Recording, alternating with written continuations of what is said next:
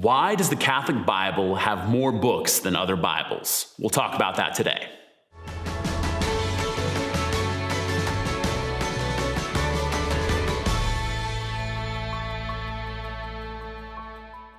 It's possible that you went to a wedding one time of a Catholic friend and were there, and then you all of a sudden heard a reading from a book that you're like, is that book in the Bible? Because I don't remember it. Maybe the book of Tobit, which has a great reading that's used at a lot of different Catholic weddings. And you can ask yourself, and maybe do a little research and realize that the Catholic Old Testament has 7 books more than what we'd call the Protestant Old Testament. And so you can say, well, why? What's the difference? Why are those books there, and why aren't they in the Protestant version as well? And why did the Catholic Church add them?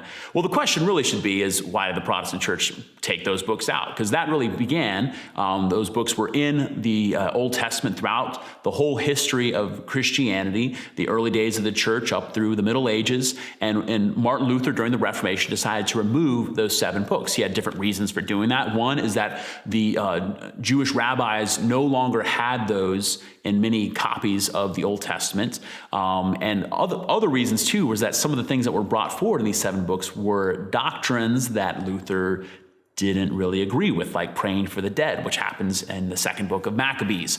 So the books that are in the Catholic Old Testament that have been removed from the Protestant Old Testament are Tobit, Judith, Wisdom, Sirach, Baruch, and 1st and 2nd Maccabees. Now, if you look at those books, that a lot of times those books were books that were part of the Jewish diaspora, meaning they were written in Greek, and they had to do with Jews in exile. So there was always some suspicion when Jewish rabbis began compiling their versions, and there were many different versions of what we would call the Old Testament. That a lot of times books that were written in Greek were viewed with some suspicion, but during the time of Jesus, all these books were in use by rabbis, were in use by Jewish believers in and around the time of Jesus.